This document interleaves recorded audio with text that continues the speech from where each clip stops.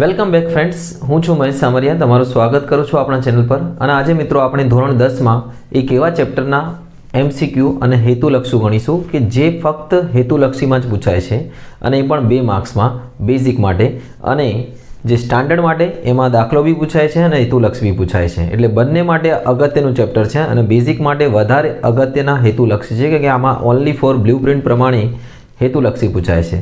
તો તમને ખ્યાલ આવી ગયો છે કયા ચેપ્ટરની હું વાત કરી છું. હું વાત કરી ચેપ્ટર નંબર 11 વર્તુળ સંબંધિત ક્ષેત્રફળ. તો આના હેતુલક્ષી જ પૂછાય છે 2 માર્ક્સના. એટલે તમને આના હેતુલક્ષી આવડવા જરૂરી છે, નહીં તો તમારે આના કોઈ માર્ક્સ મળશે નહીં.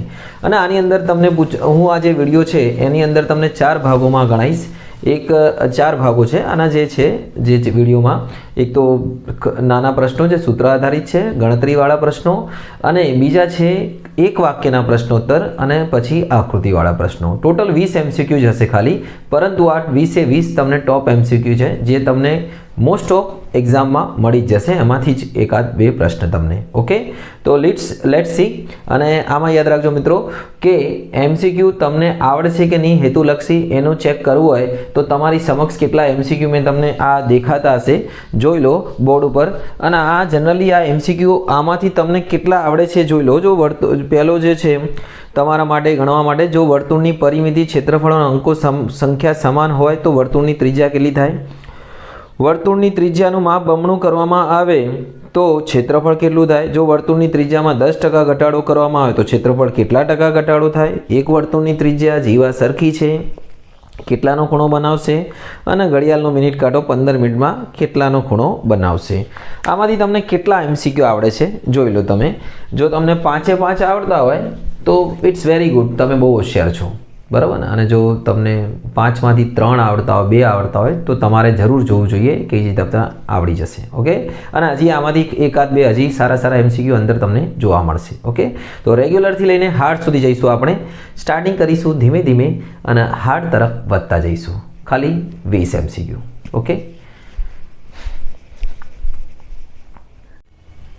તો લેટ સ્ટાર્ટ મિત્રો. પહેલાં જે સરળ MCQ એટલે હેતુલક્ષીથી શરૂઆત કરીએ. જે પહેલો પ્રશ્ન છે તમારી સમક્ષ છે કે 1 સેમી વ્યાસ ધરાવતા, બરાબર ને, 1 સેમી વ્યાસ ધરાવતા વર્તુળનો પરિઘ કેટલો છે? હવે જો તમને સમજાવી દઉં કે વર્તુળનો જે પરિઘ છે, પરિઘનું સૂત્ર શું છે? પરિઘ એટલે ચારે બાજુની એની કિનારી, વર્તુળની પરિઘ, એનું સૂત્ર છે 2πr અથવા πd.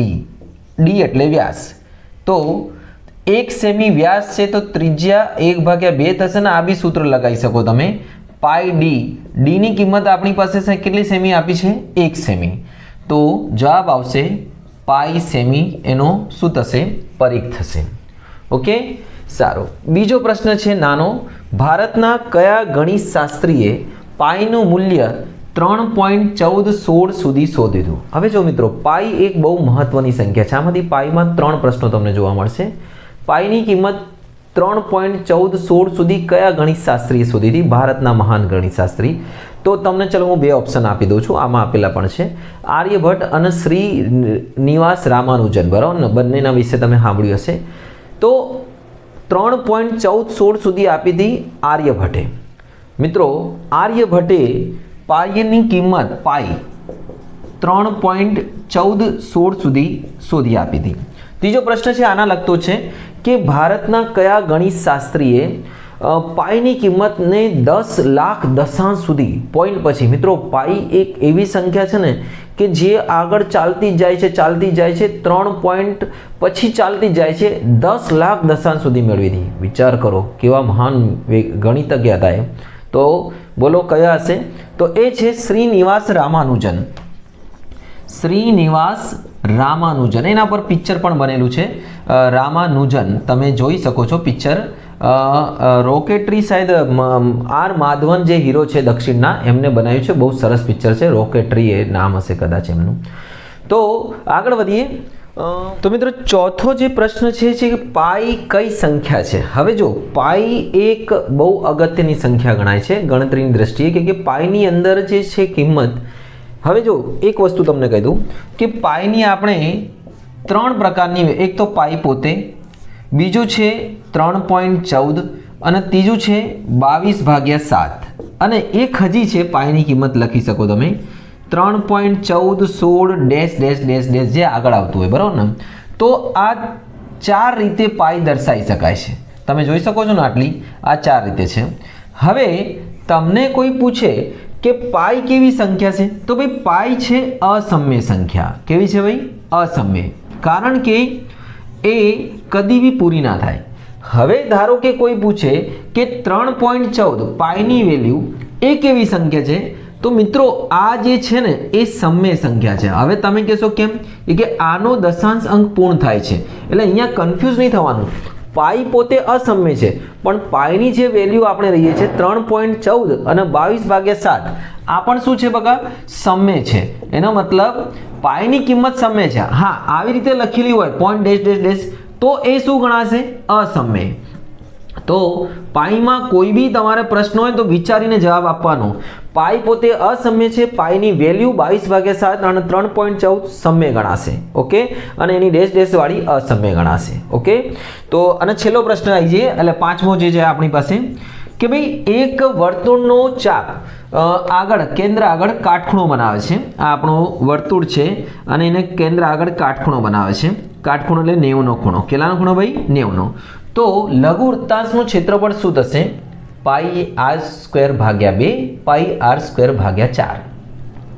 તો ભાઈ લઘુ વૃત્તાંશનું સૂત્ર તમને ખબર જ છે, πr²θ.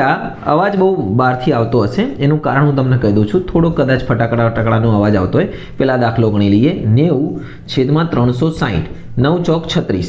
તો જવાબ આવશે ભાઈ πr²/4. ઓકે, તો આ થઈ ગયો આનો જવાબ. તો મિત્રો આ જે બહાર ફટાકડાનો જો અવાજ તમને આવતો હોય તો ઠીક છે. અત્યારે હાલની ઘડી શ્રીરામજીનું જે અયોધ્યામાં છે પ્રાણ પ્રતિષ્ઠા મહોત્સવ ચાલી રહ્યો છે, જેનો આ અવાજ આવી રહ્યો છે, બરાબર ને? એટલે જ્યારે તમે ગમે ત્યારે જુઓ ને તો આ સમય દરમિયાન જ્યારે હું વિડીયો બનાવી રહ્યો છું એ ભગવાન શ્રી રામનું પ્રાણ પ્રતિષ્ઠા ચાલી રહ્યું છે. મિત્રો આપણને હંમેશા જીવનમાં એક વસ્તુ યાદ રાખવાની કે આપણું જે કર્મ છે એ કરતા રહેવાનું છે. ભગવાનનું નામ લઈને આપણે જે ભગવાનને, દેવને, જેને માનતા હોય એનું નામ લો અને કામ આગળ વધવા માટે, પ્રયત્ન કરવા માટે લગ્યા રહો, બરાબર ને? ઓકે, ભગવાન તમને રાસ્તો બતાવશે, બરાબર ને? પણ કર્મ તમારે જાતે કરવાનું છે, આ યાદ રાખજો. તો ભગવાન નથી કહેતો કે તમે મંજીરા લઈને બેસી જાઓ. ભગવાન નથી કહેતો કે તમે એની મૂર્તિની આગળ બેસી રહો. ભગવાન એ જ કહે છે કે તમે બી જીવનની આ જે ધારા છે એમાં આગળ વધો, સફળતા મેળવો અને બીજા લોકોને પણ આગળ વધારો, દેશને આગળ વધારો, દુનિયાને આગળ વધારો, બરાબર ને? તો મિત્રો આપણી સમક્ષ છે છઠ્ઠો દાખલો, જે છે છઠ્ઠો છે વર્તુળની. હવેથી જે શરૂ થઈ છે બધા થોડા સારા હાર્ડ લેવલ વધતું જશે. લેવલ નંબર 2 સ્ટાર્ટ થાય છે. જો વર્તુળની પરિમિતિ અને ક્ષેત્રફળ સમાન હોય તો બહુ સારું છે. બોર્ડમાં પૂછાયેલો દાખલો છે નંબર 6. કોણ સમાન હોય? વર્તુળની પરિમિતિ અને બીજું કોણ? ક્ષેત્રફળ. તો ભાઈ સમાન હોય તો ત્રિજ્યા શું થશે? 2 એકમ, પાઈ એકમ, 4 એકમ. તમે શું વિચારો ત્રિજ્યા શું થશે? તો ચલો બંનેના સૂત્રો તમને આવડશે તો આવડી જશે દાખલા. જો વર્તુળની પરિમિતિ એટલે પરિઘ 2πr અને વર્તુળનું ક્ષેત્રફળ એટલે πr². પાઈ ગયા. આ વધીશું અહીંયા 2r અને અહીંયા વધ્યું r ગુણ્યા r, r². તો r બી ગયા તો જવાબ આવશે 2 એકમ.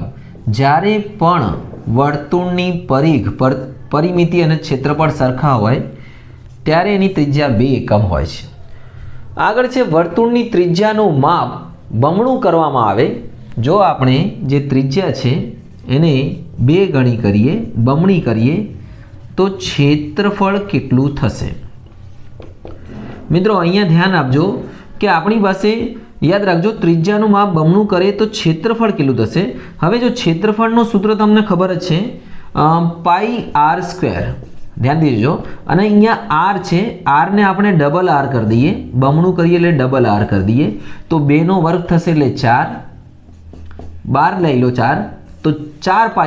એટલે ક્ષેત્રફળ કેટલા ગણું થશે? 4 ગણું. અને અહીંયા એક વસ્તુ ધ્યાનથી આપજો. જો મિત્રો એક વસ્તુ ધ્યાન રાખજો કે જ્યારે પણ ત્રિજ્યાને તમે બમણી કરો તો ક્ષેત્રફળ 4 ગણું, 3 ગણી કરશો તો 9 ગણું થશે. કેમ કે 3 નો વર્ગ 9, 4 ગણી કરશો તો 16 ગણું કરશે, 5 ગણી કરશો તો 25 ગણું થશે. પણ બીજી એક વસ્તુ, જો પરિઘની વાત કરવામાં આવે અને ત્રિજ્યા બમણી કરવામાં આવે તો પરિઘ બમણું જ થશે, કારણ કે પરિઘના સૂત્રમાં શું છે? પરિઘનું સૂત્ર શું છે? 2πr. એટલે જ્યારે r ની જે વેલ્યુ છે એ તમારે જોવાનું. જો r નો વર્ગ હોય તો વર્ગ કરી દેવાનું એ સંખ્યાનું, અને r ખાલી હોય તો એનું એ જ રાખવાનું. બમણું હોય તો બમણું જ થશે. સમજી ગયા? યાદ રાખજો. તો મિત્રો 8મા નંબરનો એક બેસ્ટ MCQ છે, એટલે પ્રશ્ન છે કે જો ત્રિજ્યાની અંદર 10% ઘટાડો કરવામાં, વર્તુળની ત્રિજ્યા 10% ઘટાડો કરવામાં આવે તો ક્ષેત્રફળ કેટલા ટકા ઘટશે? અને આમાં વધારો બી હોઈ શકે છે અને ઘટાડો બી હોઈ શકે છે. ધ્યાનથી જોજો, તમને સમજાવું છું, એકદમ ઇઝી. ત્રિજ્યામાં આપણે કેટલા ટકા ઘટાડો કરવાનો છે? 10%. આ ટેકનિક વાપરજો. હવે 10% ઘટાડો એટલે જે આપણી ત્રિજ્યા થશે એ પહેલાં જે હવે રહી જશે 100 - 10 એટલે થઈ જશે 90%. હવે ધ્યાનથી જોજો, આપણું જે ક્ષેત્રફળનું સૂત્ર છે આમાં થોડુંક તમારે ટેકનિક વાપરવાની. 90% થઈ જશે. ક્ષેત્રફળનું સૂત્ર શું છે? πr². ઓકે, તો પાઈ એનો 90% એટલે 90/100. r તો એમને એમ રહેવા દો, એનો વર્ગ કરી દો, r નો વર્ગ. 90/100 કરી દીધા, 0 0 ગયા તો પાઈ 9 નો વર્ગ એટલે થશે 81/100 πr² એમને એમ. આપણે તો આનાથી લેવા દેવા છે. જો 90/100 કરવાના, બરાબર ને? એનો વર્ગ કર્યો કે વર્ગ છે અહીંયા 81/100. હવે 100 માંથી 81 બાદ કરી દો તો તમારે થઈ ગયું છે 19. તો 19%નો ઘટાડો થશે. હવે સમજી લો કે અહીંયા વધારો શબ્દ હોત ને તો અહીંયા આપણે 100 + 10 લીધા હોત. 10%નો વધારો, 10% બી હોઈ શકે, 15% બી હોઈ શકે. કેટલા? તો અહીંયા 100 ને 10 કરત પ્લસ તો 110 ભાગ્યા એનો વર્ગ કરે તો 121/100, તો 21% વધારો થાય. સમજી ગયા છો? તમે યાર સમજી લેજો. આગળ વધીએ 9મા તરફ કે વર્તુળની ત્રિજ્યા અને જીવા સમાન છે. એક વર્તુળ છે, ધારો કે આ વર્તુળ છે અને એની ત્રિજ્યા અને જીવા બંને સમાન છે, તો તે કેન્દ્ર આગળ કેટલાનો ખૂણો બનાવશે? જીવાથી બનતા અંત્યબિંદુ. જો આ છે ત્રિજ્યા, આ છે જીવા, અને ત્રણેય સમાન હોય તો ત્રિકોણ બને છે સમદ્વિબાજુ, બરાબર? સમબાજુ, સોરી, સમદ્વિબાજુ નહીં, સમબાજુ, જેની બધી બાજુ શું હોય? સરખી હોય. અને સમબાજુમાં દરેક ખૂણો કેટલાનો હોય? 60નો. તો આ ખૂણો પણ 60નો બનશે. એક વાક્ય યાદ રાખજો, ત્રિજ્યા જેવડી જીવા કેન્દ્ર આગળ 60નો ખૂણો બનાવે. ત્રિજ્યા જેવડી જીવા કેન્દ્ર આગળ 60નો ખૂણો બનાવે.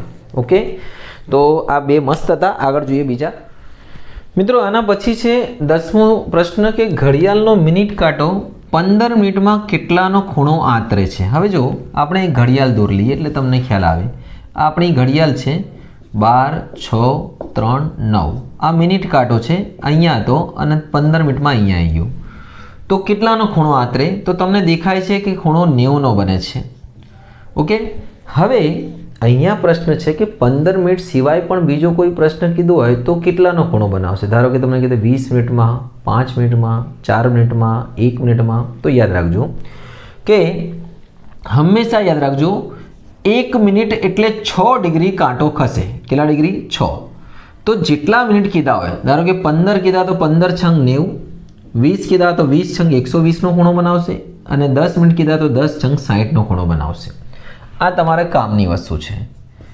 બીજો એક મસ્ત પ્રશ્ન છે કે ભાઈ વર્તુળના વ્યાસમાં 40%નો વધારો કરીએ. વ્યાસમાં કેટલા ટકા ભાઈ? 40%. તો ક્ષેત્રફળમાં કેટલો વધારો થશે? બહુ સારો છે, અભિયાલે આવો ગણ્યો એના જેવો જ છે. હવે તમે વિચારો કેટલો થશે? 40% વધારો કરીએ તો જો હંમેશા યાદ રાખો, વ્યાસમાં 40% વધારો એટલે ત્રિજ્યામાં બી 40% જ વધારો થશે. 20% નહીં થશે. ટકાવારીમાં વધારો છે એટલે બંનેમાં સરખો જ વધારો થશે. તો હવે અભિયાલ મેં તમને ટેકનિક શીખવાડી. જેટલા ટકા વધારો હોય કે ઘટાડો હોય, જો વધારો હોય તો પ્લસ કરી દેવાનો, ઘટાડો તો 100 માંથી માઇનસ કરી દેવાનો, ભાગ્યા 100 કરી દેવાનો. આ યાદ રાખવાનું અને એનો વર્ક કરી દેવાનું તમારે, તો તમારું કામ થઈ જશે. તો વધારો છે એટલે શું કરીશું? પ્લસ, અને જો ઘટાડો તો માઇનસ.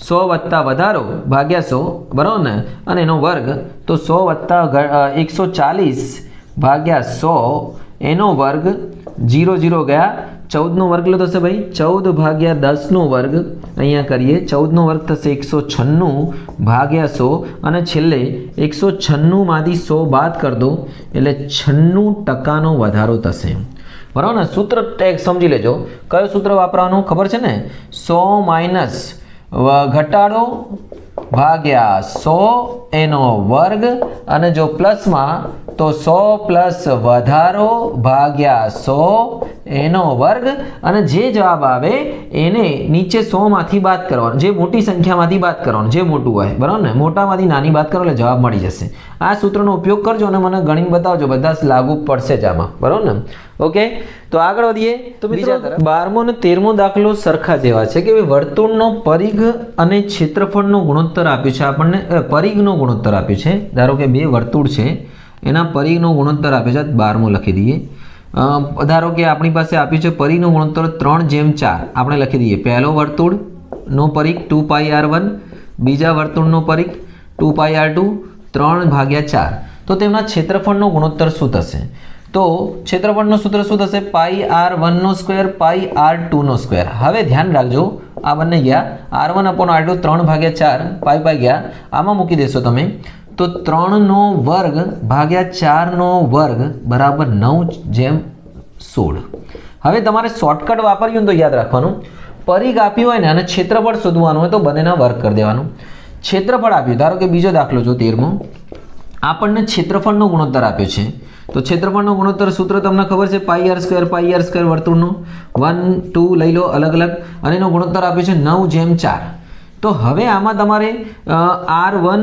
r2 તમારે શોધવું પડશે જ્યારે વર્ગ હટાવશો તો આનું વર્ગમૂળ લેવું પડશે એટલે 3/2 અને પરિઘનો તો સૂત્ર તમને ખબર જ છે એમાં r જ આવશે તો ત્રિજ્યાનો ગુણોત્તર શોધો તો બી 3/2 આવશે અને જો તમે પરિઘ લઈ લેશો πr1 πr2 તો બી 3/2 હવે અહીંયા તમને એક શોર્ટકટ સૂત્ર સમજાવી દઉં આ ગણતરી બધી ના કરવી હોય તો પણ થઈ જશે ધારો કે તમને કીધું હોય કે ભાઈ પરિઘનો ગુણોત્તર 2/5 તો ક્ષેત્રફળ એનો વર્ગ થશે 2 નો વર્ગ 4 5 નો વર્ગ 25 પછી ધારો કે કીધું હોય કે ભાઈ ક્ષેત્રફળનો ગુણોત્તર 4/9 તો એનો ત્રિજ્યા શોધો કે પરિઘ શોધો બંનેમાં ચાલશે પરિઘ ત્રિજ્યા અને પરિઘ બંને એક જ ઘાત જોવાની જો વર્ગ હોય ને ક્ષેત્રફળના જેના સૂત્રમાં વર્ગ આવે તો વર્ગ કરવાનું ના આવે તો વર્ગમૂળ લઈ લેવાનું ઓકે 4/9 હોય તો 2/3 બહુ કામની વસ્તુ છે મિત્રો ઘનફળમાં પણ એક દાખલો પૂછે છે આવું આગળ વધીએ બીજા તરફ 13 સુધી પછી 14મો મિત્રો છે 8 ત્રિજ્યાવાળા અર્ધ વર્તુળમાં અંતર્ગત ત્રિકોણનું મહત્તમ ક્ષેત્રફળ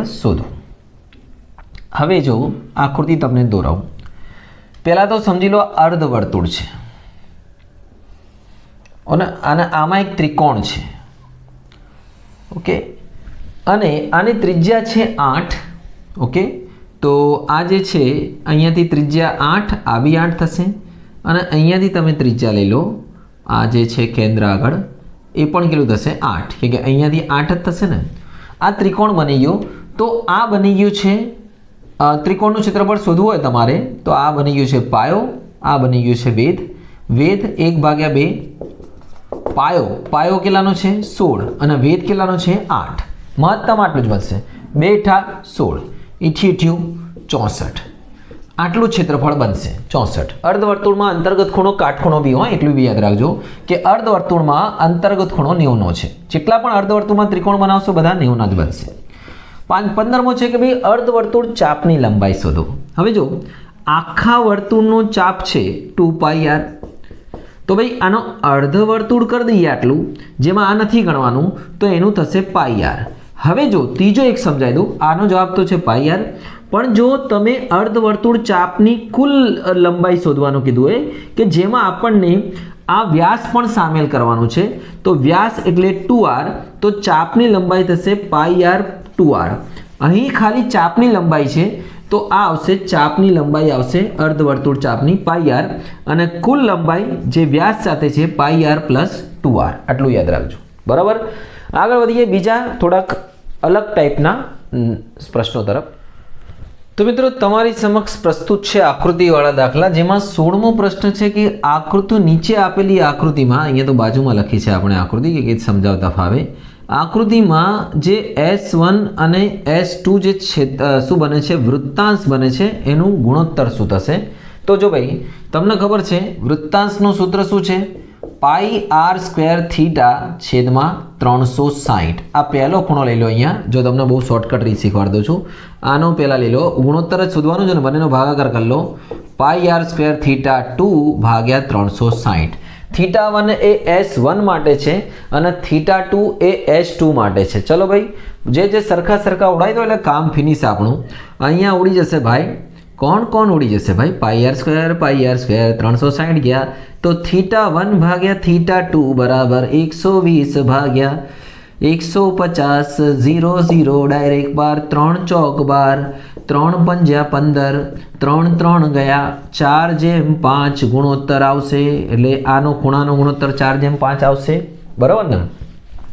नंबर 17 आ आकृति में सफेद रंग शुं दर्शावे छे? सफेद रंग एटले आ विस्तार शुं दर्शावे छे? तो तमने खबर ज छे कि आ छे लघुवृत्तांश अने आ छे गुरुवृत्तांश। तो लघुवृत्तांश नहीं, सॉरी, आ छे आपणो सफेद रंग दर्शावे छे गुरुवृत्तांशनुं क्षेत्रफळ अथवा गुरुवृत्तांश पण कही शको छो। ओके, तो आ थई गयुं छे गुरुवृत्तांश दर्शावे छे ने आना जे काळो रंग छे आ लघुवृत्तांश छे। अने बीजी तमने खबर छे ने कि जे आवुं होय ने बगा ए वृत्तखंड होय। शुं होय? वृत्तखंड। आने वृत्तखंड कहेवाय।